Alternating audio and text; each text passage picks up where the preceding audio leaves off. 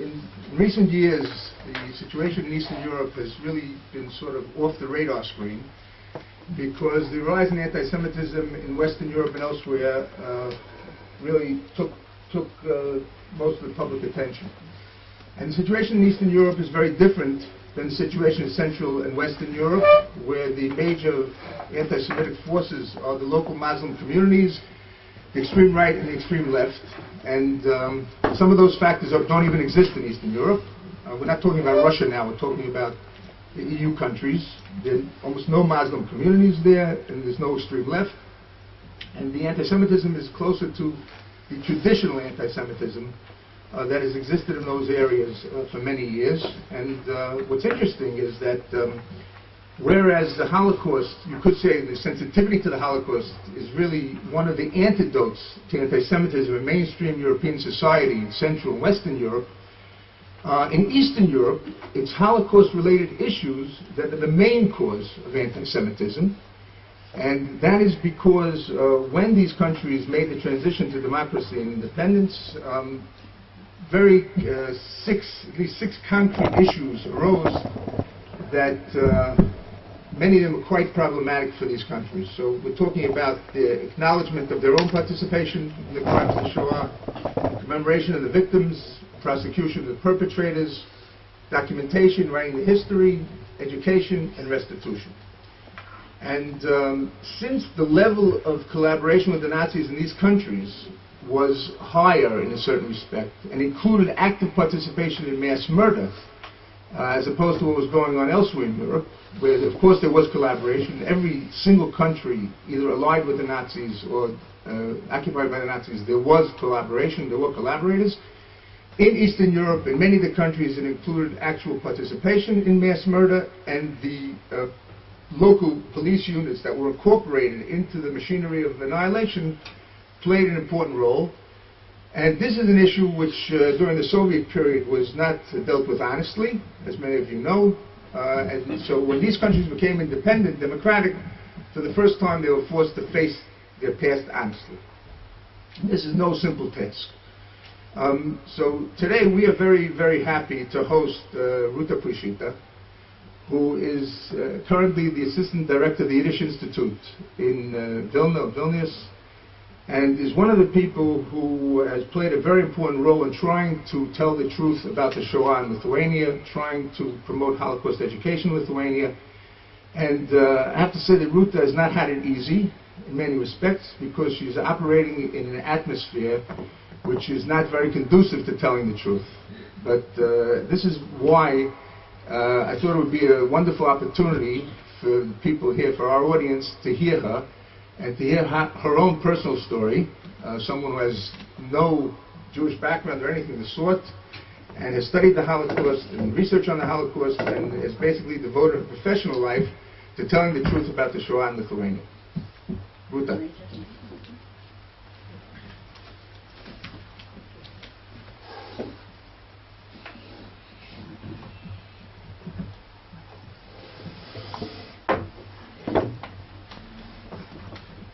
Good morning, everyone. I'm very happy to be here, and I'm very grateful to the host, to Manfred Gerstenfeld and Efraim Zurov for invitation to give this lecture. And as my colleague and friend Efraim already gave a kind of overview of the situation in Lithuania and Eastern Europe, I will return back and make the same overview, but with more details. And at the end of the lecture, of course, I hope for your questions, and I will be very happy to answer them, and of course my colleagues will answer them as well. So, I work at the Vilnius Yiddish Institute, as Efraim said, and Vilnius Yiddish Institute is located at Vilnius University. This is a quite young organization, established in 2001, and our aim, our primary goal is to teach Judaica studies at Vilnius University, Yiddish culture, Yiddish history, language, as well as history and culture of other minorities in Lithuania.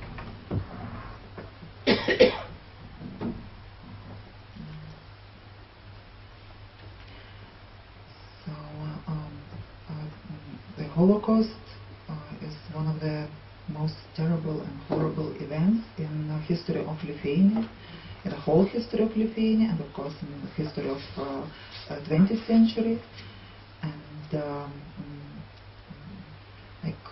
before the war, and was started in Lithuania on 22nd of June 1941. So before this date, there were about 240,000 Jews in the country, and majority of them, so about 96% of them, were annihilated.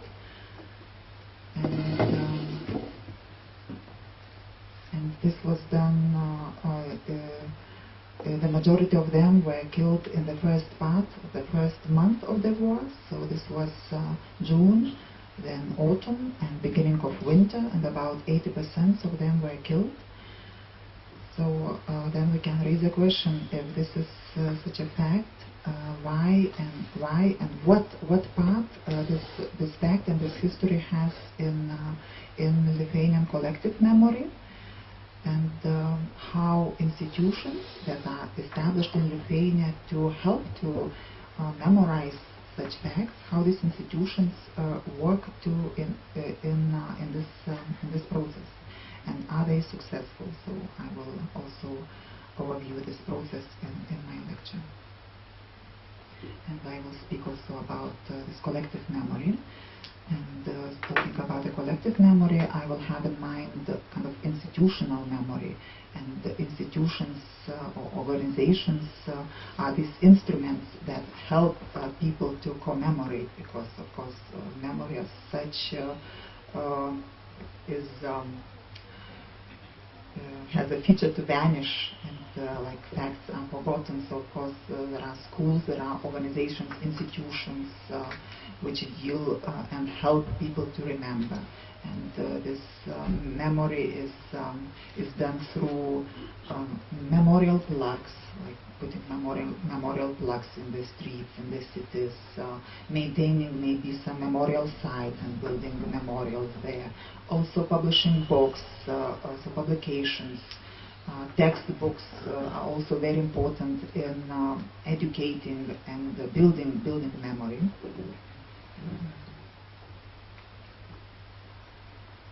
But I will start and give some overview about how Holocaust was viewed, and how this memory was preserved in the Soviet times, and if it was preserved at all. So the war in Lithuania ended July 1944. And these few survivors, there were only few survivors who survived in the villages, towns, or ghettos. Some survived in the concentration camps and returned back in 1945. And others survived as anti-Nazi partisans fighting in the woods.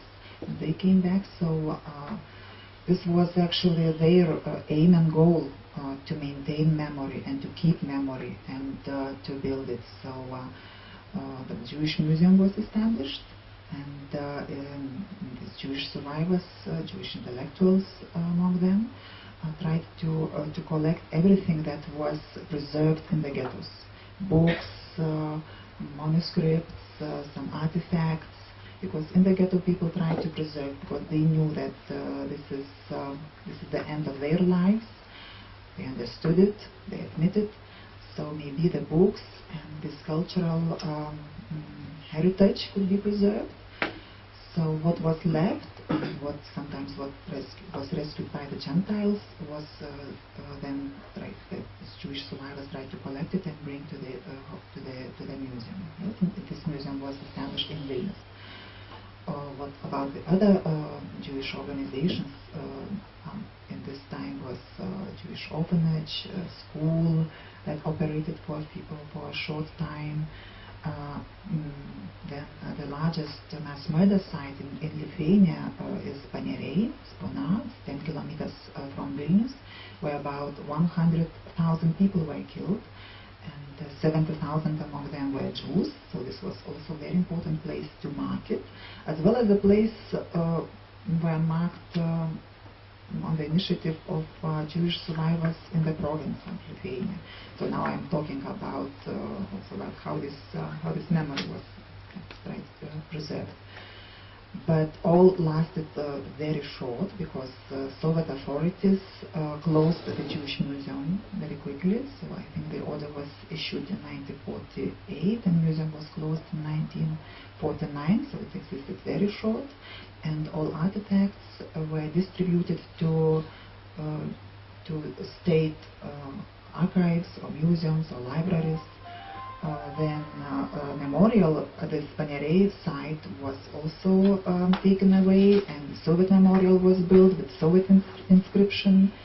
The same happened to Jewish school or Jewish orphanage. It couldn't exist. That was an issue. And the synagogue, so-called Great Synagogue of Vilna, that was a central place in a Jewish quarter. It was ruined by the war, and the Soviets decided to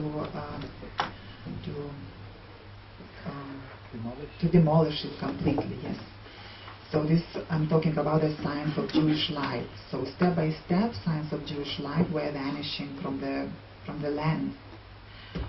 And even if Jewish survivors tried to maintain these signs so that they would exist, they didn't succeed. Though the synagogue, one synagogue in Vilnius operated through all Soviet periods. People could come there to pray.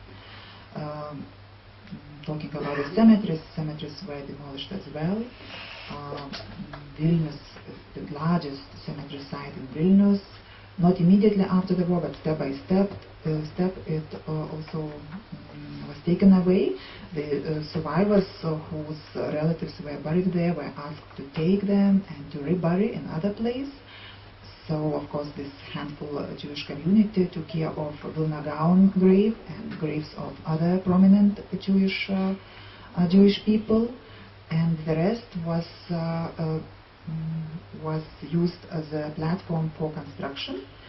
And actually this, later I will speak about how Lithuania today comes back to this issue because of this site, and how today we deal with commemorating Jewish cemetery, and in general and in principle acknowledging that this is a place that deserves to be commemorated, and this is a heritage that you cannot build on it, you cannot construct. So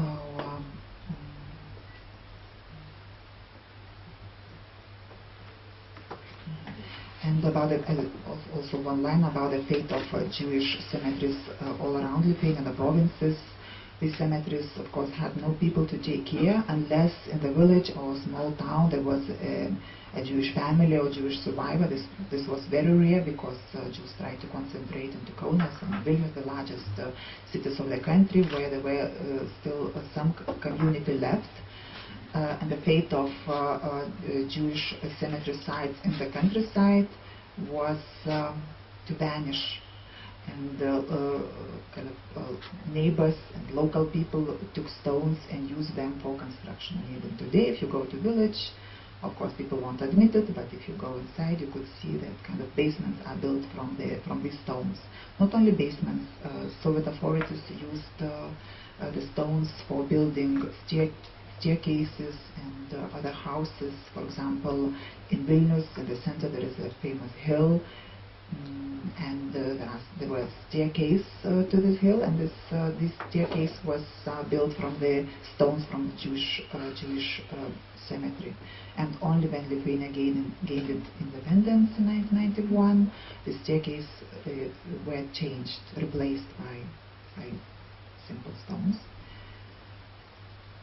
So this is also a little bit one line about the fate of Jewish manuscripts and books. Soviet authorities gave orders to bring them to a paper factory, and thanks to one librarian, to intellectual, this was Lithuanian man, Antanas Ulpis, these books were preserved in the warehouse of Lithuanian National Library, and this warehouse was a former church. So today this is really a treasure. This is a treasure, and in 20 years,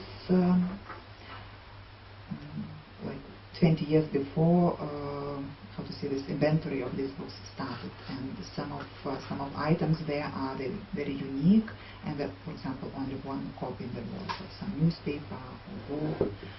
But copies of these newspapers and books, not entire copies, can be found in the States and some archives and libraries.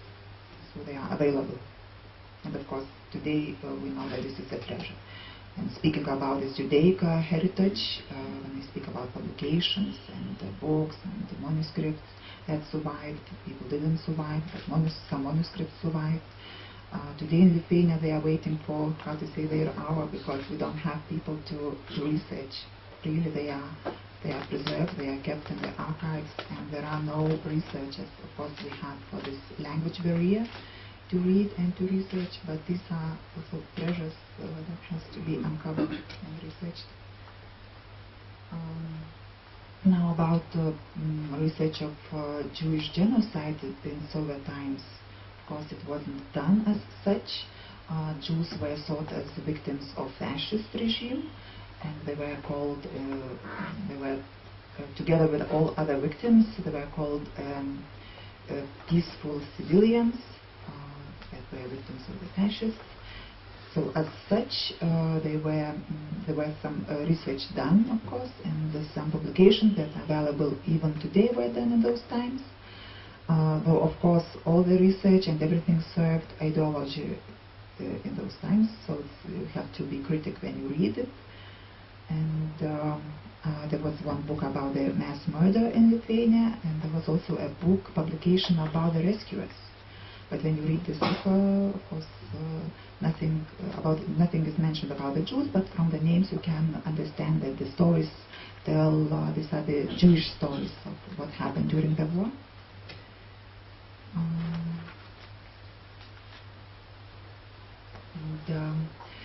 Like late 80s, early 90s is the time when Lithuania gained its independence, and of course there was a task for Lithuanian government organizations and for the country, for the nation, to overview its past and to kind of write it anew. And so there should be a decision made, how to say, where we will take our roots.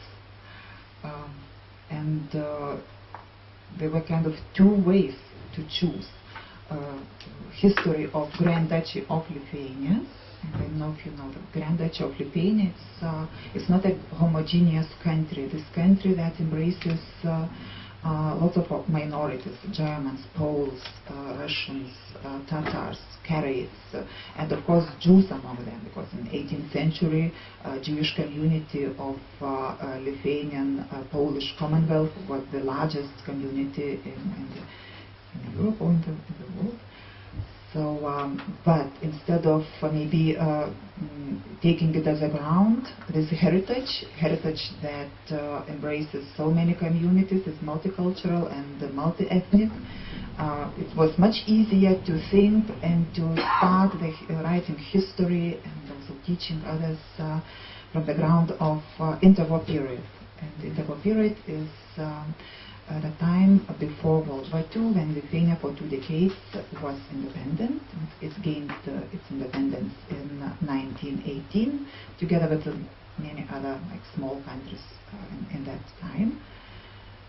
So, this point of view could be seen in the laws, and also other, how to say, decisions made by the institutions who actually make this memory or design this memory. So, for example, Ministry of Education issued a new law about what and how teaching should be done at schools, and this not law but system, of course, replaced a Soviet system, Soviet tradition.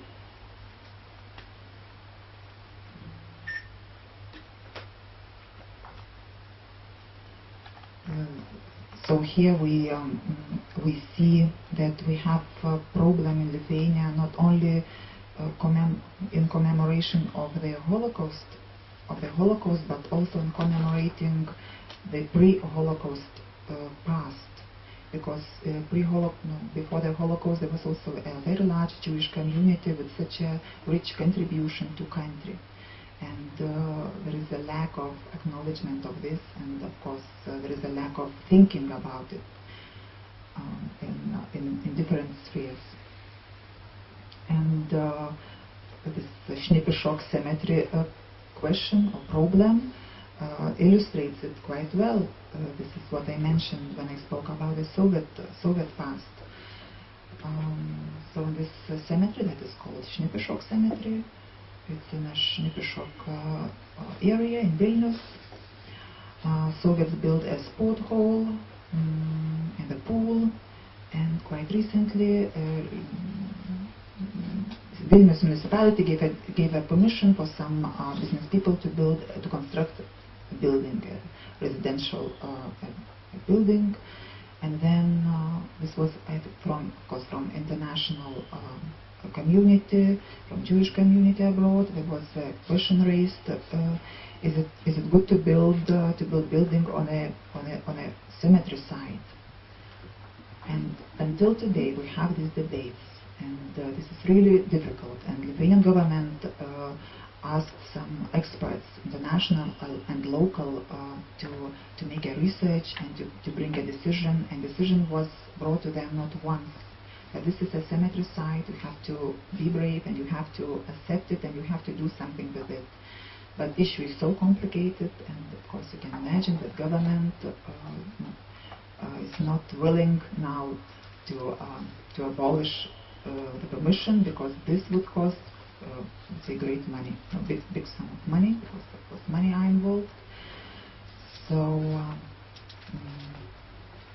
I would now maybe make kind of my evaluation.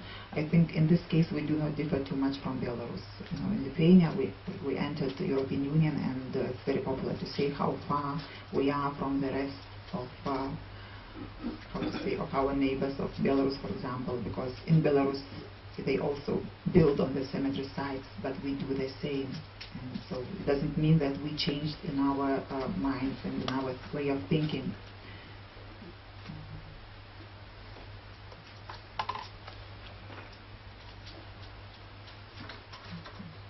Now we'll speak about the Lithuanian commemoration of its Holocaust past and the problems we face.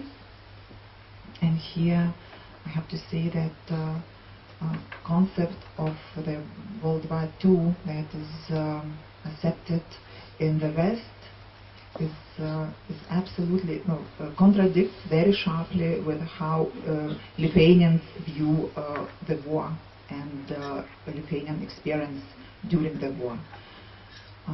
In Lithuanian memory, Lithuanian memory, the war, what is remembered is what happened before the war, like 1940, 1941. This is the time when Soviets came and Lithuania was occupied, and experience that was after the war, after 1944 until 1989 and 1991.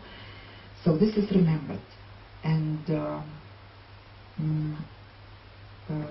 like Lithuanian losses. Now, when I say Lithuanian, I mean ethnic Lithuanians. So Lithuanian losses during the war were much smaller than if to compare with the losses in Soviet period. So this is very important for Lithuanians to remember. And when Lithuania gained its independence, this was a primary task. Of course, this couldn't be researched and discussed in Soviet times. So after independence, this was the issue number one. And even if government or parliament established organizations that which task was to research the genocide, and of course thinking about the genocide, Western community would think first of all about the Holocaust. But in Lithuania it's absolutely different. Holocaust is not an issue, or issue in the place, I don't know, really not a primary. But first issue and first task is to research what happened during the Soviet times. So, for example, we have genocide center, research center for the genocide of Lithuanian people but they also researched resistance.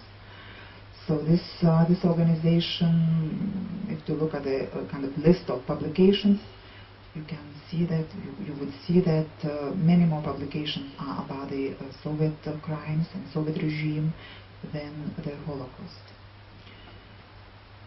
And so now this also maybe illustrates and a little bit explains why for Lithuanians it's so difficult to find a place, though even the Holocaust is the most terrible fact and event in the 20th century, it in a way doesn't exist in a Lithuanian collective memory because of this Soviet occupation. And of course I do not speak about how Lithuanian and Jewish communities lived together and how life was before that, or maybe this also would help us to explain and to understand, but I will not speak about it this time. And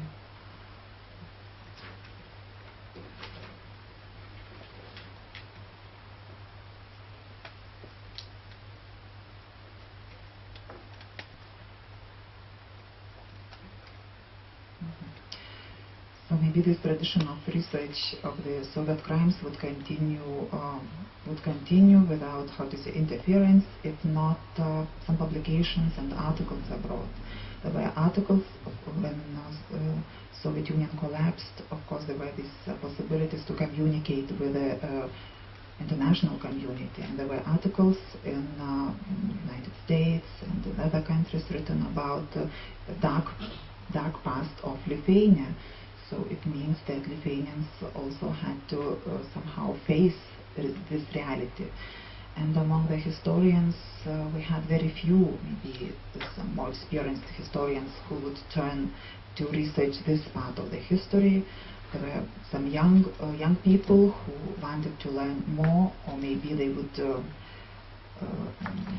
and I am one of them. So I studied at Vilnius University. I was a student of history faculty, and really at school I didn't learn anything about the Holocaust. And I have to say that I didn't learn about the Holocaust at university, though this was already my studies were in independent Lithuania. For example, there was a course called World War II and Lithuania. So I would say that majority, really a lot of hours of this course, the lecturer or professor had to give to the Holocaust. But in all semester, he gave us one line that during World War II, Lithuania lost its Jewish community, or among people Lithuania lost were Jews. So that was it. And where we have to gather, and then he will lead us. And you know, there were only 2 students who came, only 2. So it was me and my fellow friend, and we went there. You know, I cannot say I don't remember too much about what was there, but somehow it was really shocking. Maybe this was a kind of shock. It was really shocking. And here I can speak about speaking about how Lithuania deals with this Holocaust past. Again, I can. So this difficulty in dealing with the Holocaust past is also can be also illustrated by the place of the Jewish Museum in Lithuania. This Holocaust exhibition is part of the Jewish Museum and mostly visited by the foreigners, mostly by foreign visitors. It's really Lithuanian classes come much seldom. I would say maybe some teachers visit Yad Vashem more often than this museum. Though this museum is the first one who spoke about the Holocaust openly in the former Soviet territory. So when Lithuania gained its independence, even before the Jewish cultural community, I think this is how Jewish community was called at that time, required a place for a museum. The survivors wanted to talk about the history, and they wanted to show it, and so that this would be known for the society. But until today, it's absolutely unpopular and kind of neglected place, I would say. So you can also see how these two narratives, how they intercourse with each other. And returning to my story, I can also illustrate how difficult it was for Lithuanian academics, prominent academics, professors, to speak about the Holocaust or to face it. Of course, maybe it's not the main subject of some professor, but dealing with the history in general, you have to somehow mention this fact as well. And I myself was just a kind of beginner. I just started learning. So archives were open and I could read the archival documents. Also, I went to the Jewish Museum, and thanks to the Jewish Museum, I got books. You have to know that we had no books about the Holocaust, no books, no studies, no memories written. So some donations were done from, and you could find these books in the Jewish Museum. So I was reading them, and I was, of course, at university. I had to write some theses and papers, and my main topic was the Holocaust. And it was very difficult for the professors to accept that Lithuanians participated in the mass murder. It was unbelievable. They couldn't believe, and they really, especially when this war story is so complicated, because at the beginning of the war, when the Nazis entered and the Soviets retreated, in Lithuania we had the revolt. This revolt was with the aim to have independent Lithuania, but of course this independent Lithuania was under the umbrella of the Nazis. Absolutely. And the cost of this independence was Jewish community.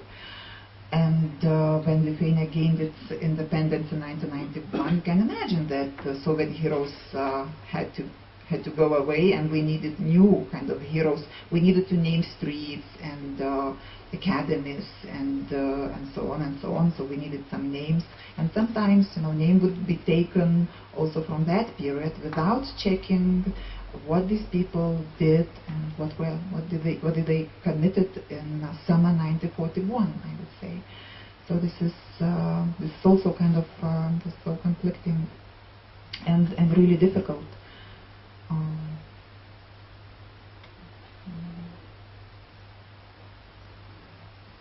Okay, so.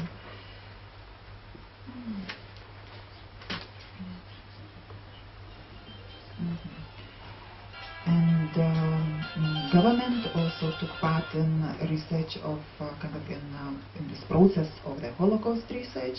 As I mentioned, this genocide center was established. Maybe I will again give an illustration, and I hope you will understand it. Lithuania gave kind of material support to those who suffered from the Soviet regime. But, of course, they had to acknowledge that there were people who suffered from the Nazi regime. So this genocide center had to deal also with pensions and with acknowledgements. You please understand that for a certain survivor who survived the ghetto, it's very important that the country, that the government acknowledges that he or she was in the ghetto. And this was this genocide center who had to make these decisions. And if the attitudes are absolutely pro taking care more about the this Soviet regime, so kind of Jewish victims were kind of, I cannot say it's forgotten, but this was also quite very difficult. So if you take this sheet of paper, a certificate which speaks about this victim, that is acknowledged by the country as a victim. So it says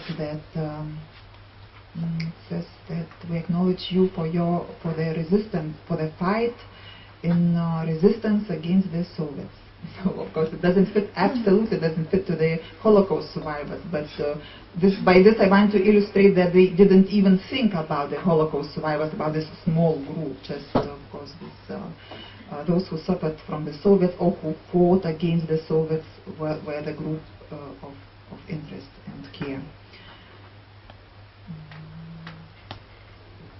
Okay, so now about that Lithuania, Estonia and Latvia decided to establish commissions for research of the Holocaust and for the research of the Nazi and Soviet crimes. So such commission was established in Lithuania in 1999. Of course, it received lots of critics because of its title, on the same level Soviet and Nazi regimes were put. But title wasn't changed, just that sub-commissions were created. So one commission was responsible for research of the Soviet crimes, and another commission was responsible for the Nazi crimes. And I will speak about it later. Yeah. And of course Lithuania had its other problems and difficulties in acknowledging its past. What I didn't mention that but in the Soviet period, then kind of criminals who were collaborators with the Nazis were put on trial. They were put on trial, quite, I would say, in many numbers. But of course not everyone. And when Lithuania gained its independence, one of its tasks was to persecute the Nazi criminals, kind of. But of course this was done, as you may understand, with lots of slowness and lack of willingness. And the same genocide center that I mentioned is involved in this research, though this is a task of the prosecutor's office, but these are historical cases. So the genocide center has a section of special investigations, and this department of the special investigations have to make a research, but they of course more kind of are dealing with the Soviet crimes than Holocaust crimes. And if to speak about collective memory, these names of people, only few names that like Lileikis, Gimžauskas, Dailidė, some others who were emigres. They fled from Lithuania in 1944 together with the Germans. They were looked as innocent people, not guilty, of course not guilty. Even books and articles were published. And again, as in many cases, if not some activity or voice from abroad, Lithuania even wouldn't deal with certain parts of its past. So here we have Dr. Efraim Zurov, and he is a very important voice in Lithuania, reminding its past. And I have to say that it's very difficult. It's very difficult to cooperate with the prosecutor's office, and even if on his initiative and I would say his work, his time, his energy, and even I would say finances, some research is done. So this is a help to the country, but somewhat it doesn't find on the other end, it doesn't find a proper understanding and evaluation of all these efforts. And of course, if to read media, if to read newspapers and look at the media, it's like Efraim Zurov is doing a very negative work. And here we come, and here maybe if we are talking about the trials and crimes, here we come to other really very issue that is maybe difficult even to understand. This is very recently in Lithuania we had two cases. One case was initiated against Dr. Itzhak Arad. So he was viewed as this was a case as a simple case of Soviet crimes in Lithuania. So he was a Soviet partisan. Also, for a short time he was a member of KPD. So there was a case initiated against him, and another case was around village Kaniukai, and the names of other Jewish partisans are often mentioned in this case. This is Fania Bransovsky, my working colleague, and Rachel Margolis, she lives in Israel today. and also I think Sarah Genaite, she lives in Canada. And also very strange that we have only Jewish names, though Soviet partisans, of course among the Soviet partisans there were people of different nationalities, not only Jews.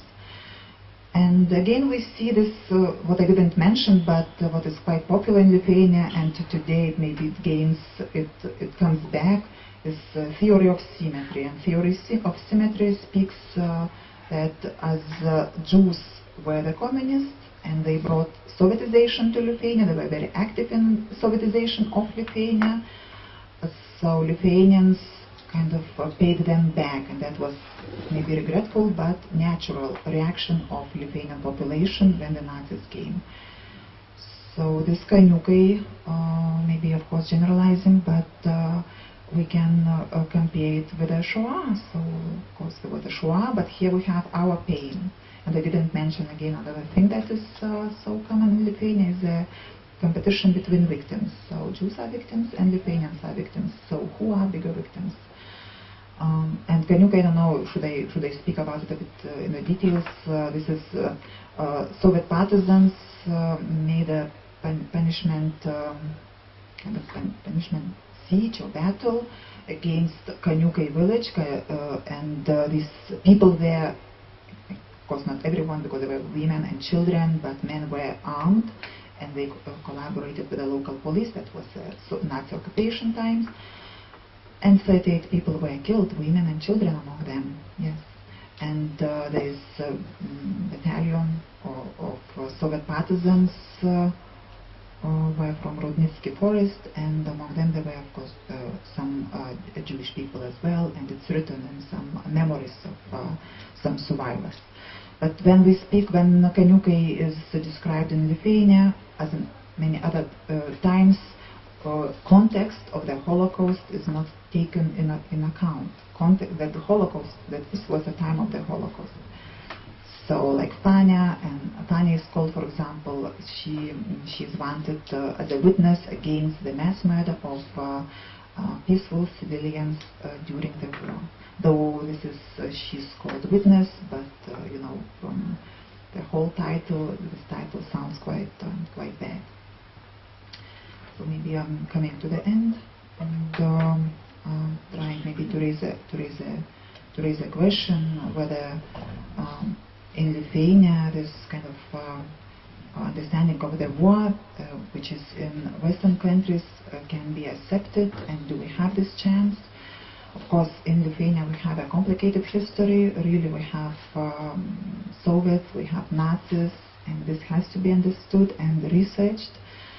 And Holocaust has to have its place. And I would say really those organizations that deal with the memory and preservation of memory have to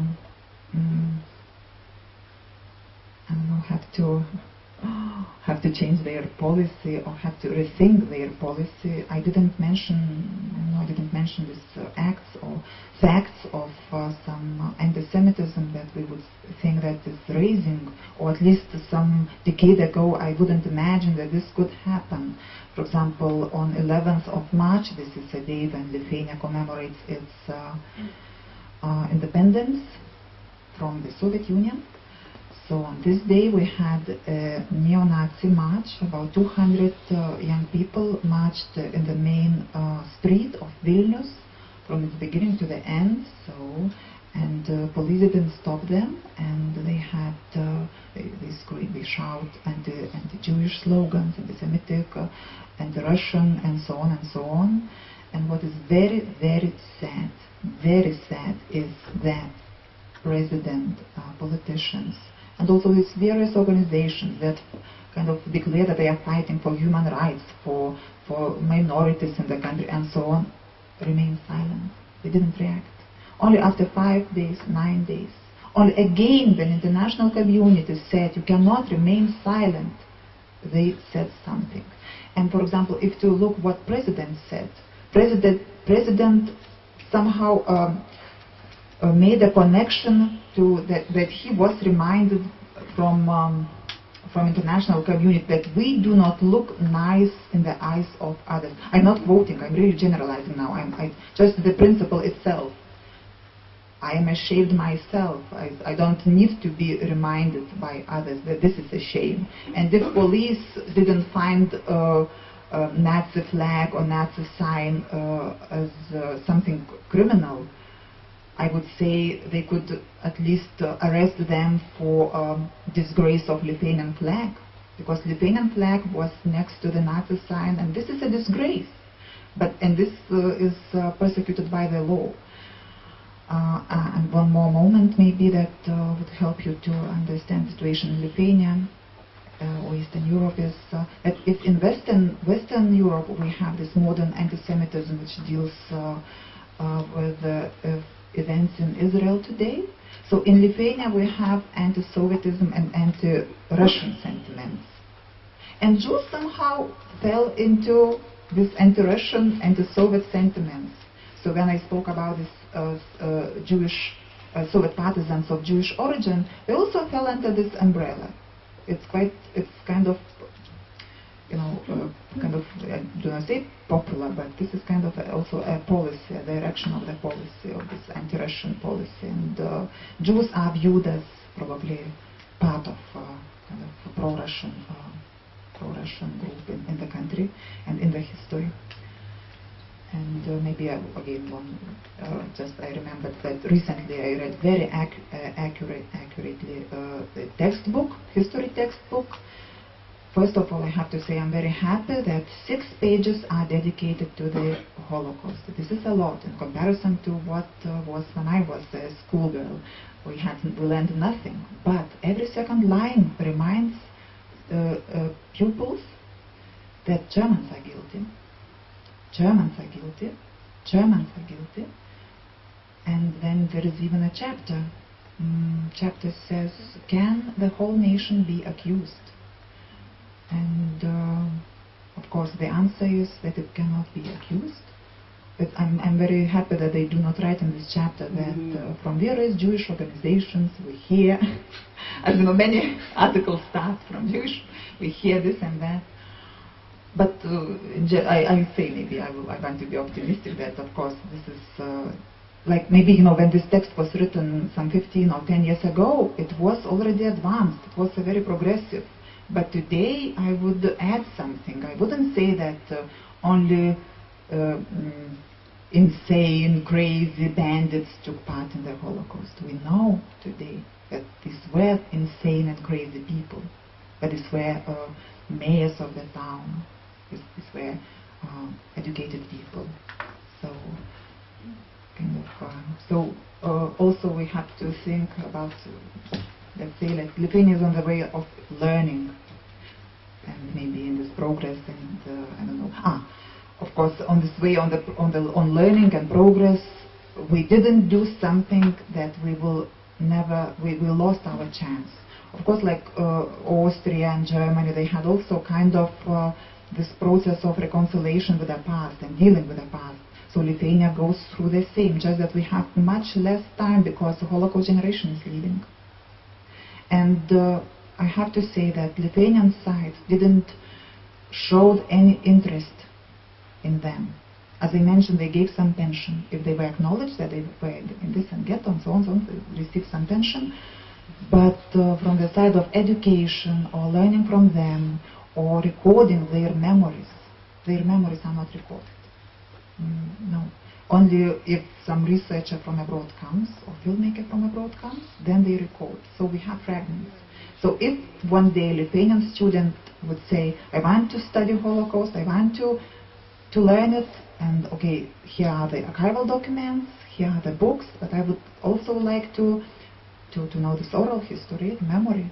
We don't have them, we don't have this archive, so they have to travel, I don't know, to Washington maybe, to Washington Holocaust Museum and listen to these memories. So there are things that Lithuania didn't do, and that's, I think this is a lost chance, as well as such thing like inviting Holocaust survivors to speak at schools. So this was never, or maybe, I don't know, very, very few times done. So this is kind of overview.